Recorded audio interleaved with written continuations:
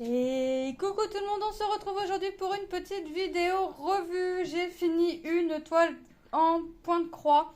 J'allais dire en diamond painting, non, ça va pas. En point de croix. J'ai fini ma deuxième toile, vous devinez, du printemps. Allez, on regarde.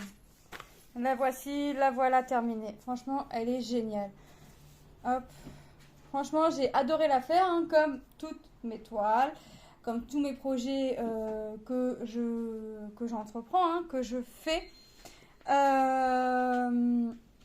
Que vous dire? Comment j'ai travaillé cette toile? Alors au début, je l'ai commencé, j'ai envie de dire, un peu n'importe comment, dans le sens où je faisais tous mes symboles creux, mais partout sur la toile. Dans les 3 premiers symboles creux, je faisais que ça. Après, je me suis dit non, mais j'avais fait 3 couleurs et j'avais l'impression d'avoir rien fait. Parce que, bah, tout pour la simple et bonne raison que, bah, il n'y avait pas chaque couleur que je faisais dans chaque motif. Donc, après, je me suis dit, mais alors, comment tu vas faire pour avoir l'impression d'avancer? Tu continues pas tes symboles creux pour finir par tes symboles pleins, puisque tu n'avances pas. Tout du moins, tu as l'impression de ne pas avancer. Donc, eh ben, je me suis dit, bah, quitte à avoir vraiment l'envie d'avoir l'impression d'avancer et de voir une avancée euh, quand je faisais la toile et que j'arrêtais la toile, eh ben, j'ai tout simplement travaillé ma toile par zone. C'est-à-dire que j'ai fait cette zone-là. Donc, je faisais cette zone-là. Ah, bah, il y avait du point arrière à faire, donc j'ai fait mon point arrière. Après, j'ai fait la zone du vélo. Enfin, je sais plus l'heure, mais par exemple, vous voyez, j'ai vraiment travaillé par zone.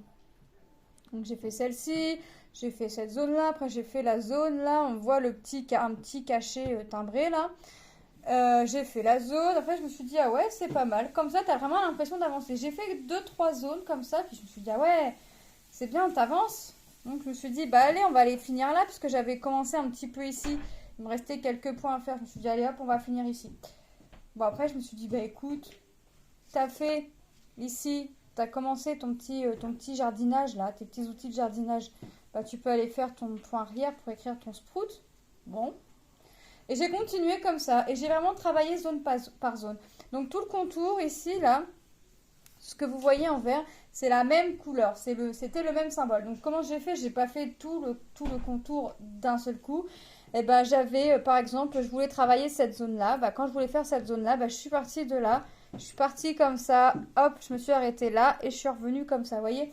J'ai vraiment fait ma zone comme ça. Je pense que mes autres toiles, comme de cette même collection-là, je vais les travailler comme ça. Tout simplement parce que bah, là, j'ai vraiment eu l'impression d'avancer. Et puis que je voyais vraiment les parties se faire tout doucement. Donc après, je me suis dit, bah alors quelle partie tu veux faire? Tu veux faire ça? Bah allez, on va faire le contour, hein, on va finir l'encadrement quand même. Puis voilà. Par contre, je faisais mes symboles. Là par contre, comme je travaillais zone par zone, je faisais couleur par couleur.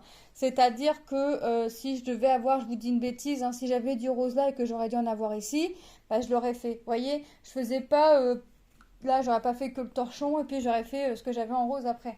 Non, non, je faisais vraiment toute la couleur entièrement. Mais en général, j'avais pas forcément la même couleur dans le dessin. Donc franchement, elle a été trop géniale à faire. J'ai adoré la faire. Je vous ai pas dit, je l'avais eu en collaboration avec la société Colorful DIY.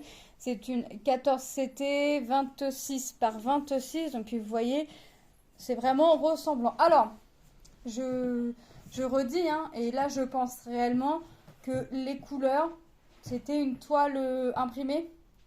Les couleurs se voient vraiment mieux quand la toile, j'allais dire quand la table, ça va plus, quand la toile est lavée.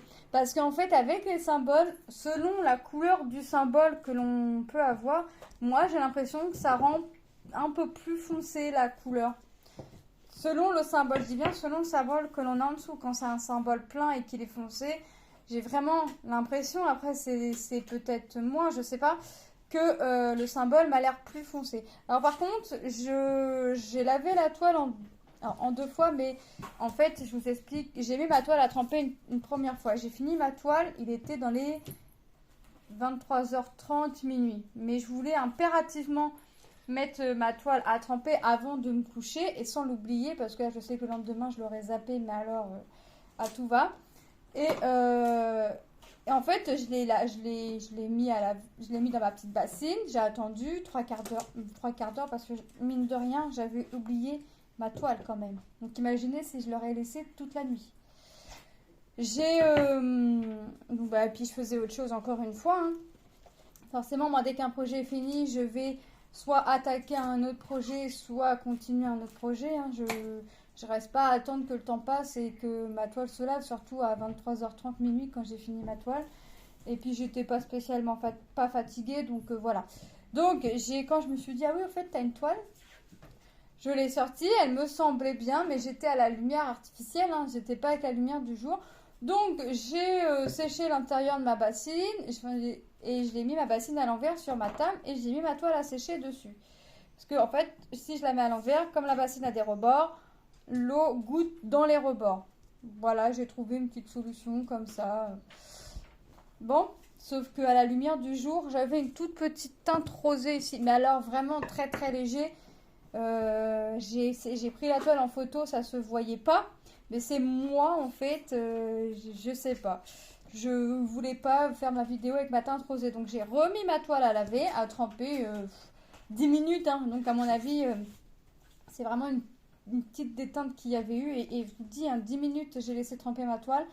J'ai enlevé ma toile au bout de 10 minutes et il n'y avait plus rien sur la toile, donc bah, j'ai remis à sécher et j'ai attendu gentiment que ma toile sèche pour pouvoir venir vous faire la vidéo revue, hein, forcément.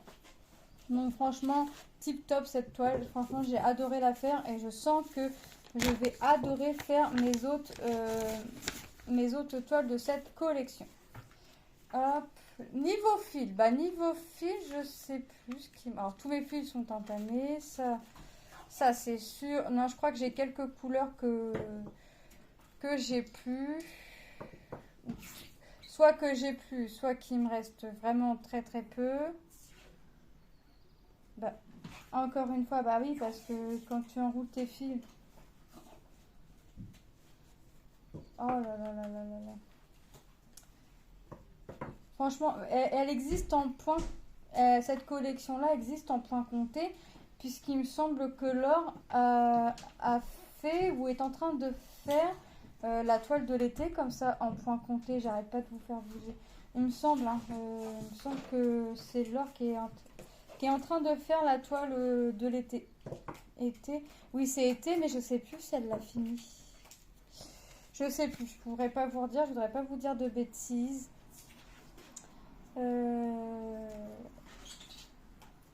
Moi, la toile été, je vais la commencer parce que, bah, mine de rien, l'été arrive. J'ai déjà mes petits, alors pas mes programmes de sortie parce que nous, on y va un petit peu comme bon nous semble. Puis on n'organise rien parce qu'en fait, à chaque fois qu'on se dit on va faire ça, ça, ça, ça, ça, il nous arrive toujours un pépin.